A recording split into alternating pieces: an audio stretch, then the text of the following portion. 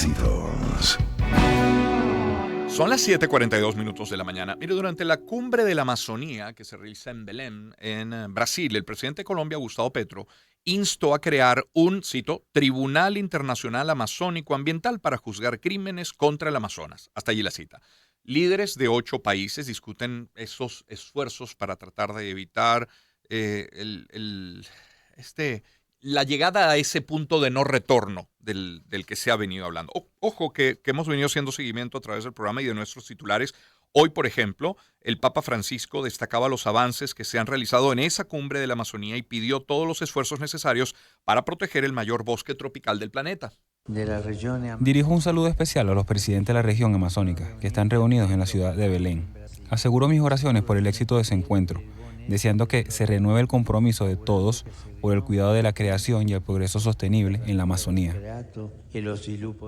Por su parte, el presidente de Bolivia, Luis Arce, criticó muy fuertemente este martes al capitalismo durante la cumbre amazónica, esta de Brasil. Dijo, está poniendo en riesgo a la humanidad y a la naturaleza. El capitalismo está poniendo en riesgo a sus dos fuentes de generación de riqueza, a la humanidad y a la naturaleza. América Latina y el Caribe es prioridad en la estrategia de seguridad nacional de los Estados Unidos.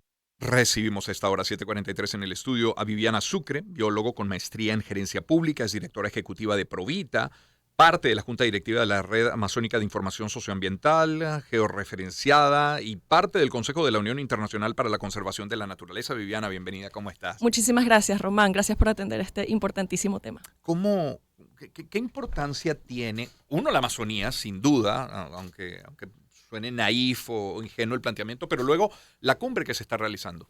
Bueno, la Amazonía contribuye realmente al manejo del clima global. Por un lado, por ser una fuente de oxígeno, por supuesto. Claro. Por el otro, por ser una fuente de agua o un regulador de cómo se maneja el agua. Pensamos en los ríos líquidos, Claro. pero la Amazonía también regula los ríos voladores, que son los que implican que el agua que se genera en los glaciares, en los Andes, circula por toda la Amazonía, se evapora y vuelve como lluvia, y por eso dependemos de la Amazonía para nuestra agricultura, para nuestras fuentes de agua, para muchas otras cosas.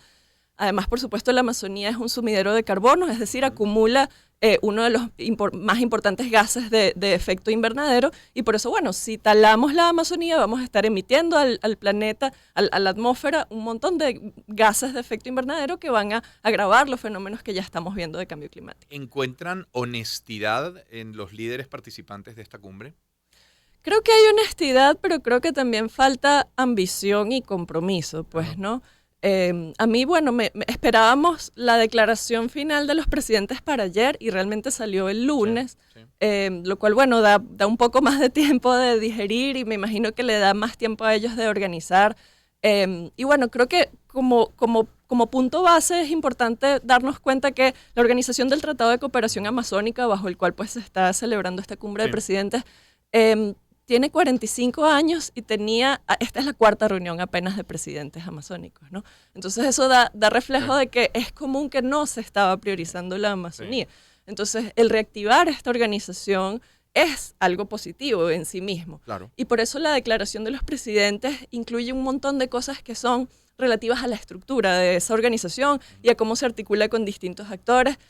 Y son cosas que hacen falta, pero nosotros como sociedad civil, los pueblos indígenas que han sufrido lo peor de las consecuencias, las comunidades locales, esperábamos más, ¿no? de esa declaración y los resultados de esto. Con lo que se desprende de la declaración, ¿qué tanto se puede avanzar y cuál es ese más que esperaban?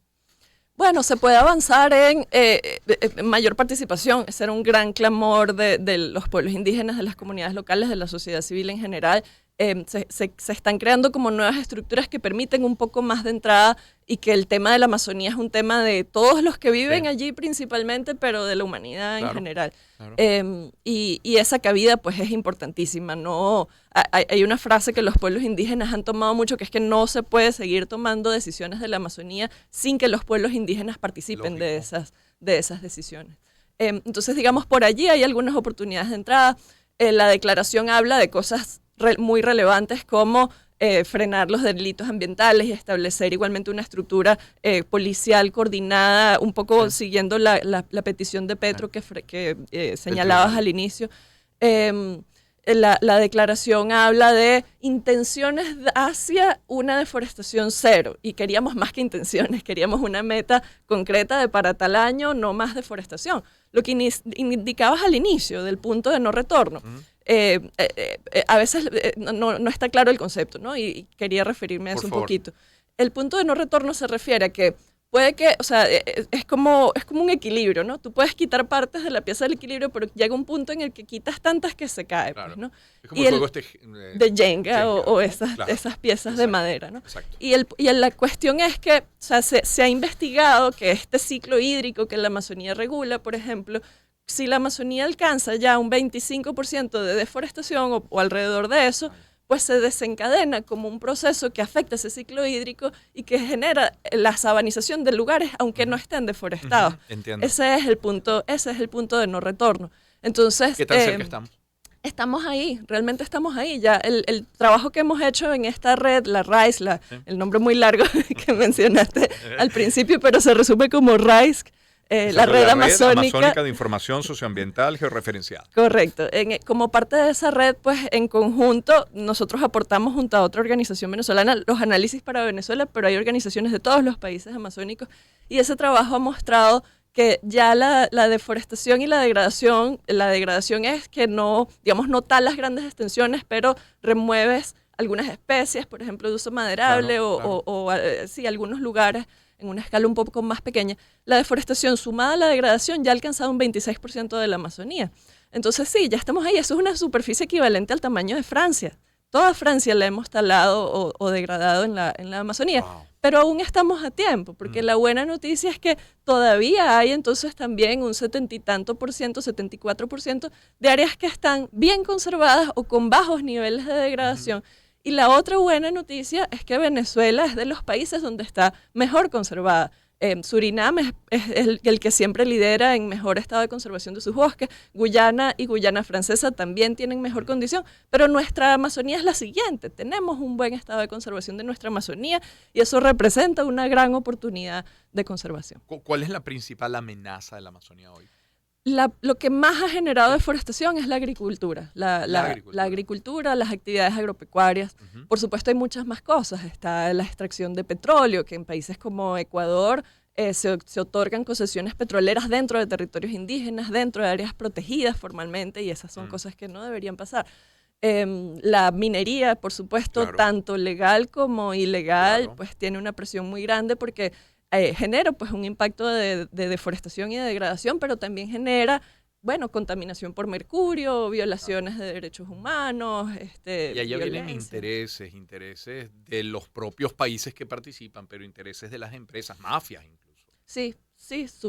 Es una situación sumamente compleja. Un tribunal internacional para juzgar los crímenes contra la Amazonía como el que plantea Petro, ¿es viable? ¿Lo ven positivo? Sí, sería positivo, sería viable.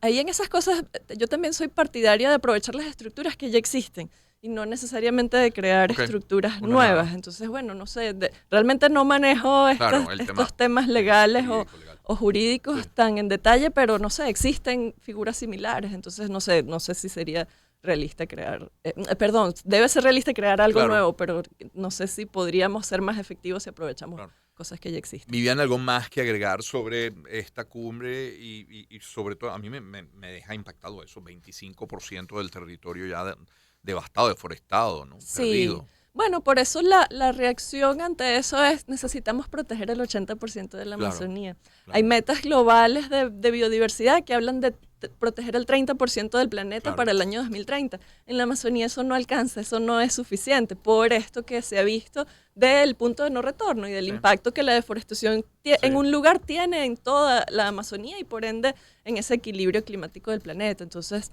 sí, el llamado es a la planificación. No quiere decir que no se pueda hacer nada en la Amazonía. Quiere decir que hay que hacer las cosas de cierta forma y en los lugares que tienen menos impacto para el ambiente y para las comunidades locales indígenas. Y bueno, sí. Muchísimas gracias, Viviana, por acompañarnos esta mañana. Gracias a ustedes. Un gusto. Viviana Sucre es biólogo con maestría en gerencia pública, directora ejecutiva de Provita, parte de la Junta Directiva de la Red Amazónica de Información Socioambiental Georreferenciada y parte del Consejo de la Unión Internacional para la Conservación de la Naturaleza. Le ponemos música al espacio 752. Una oportunidad para empezar.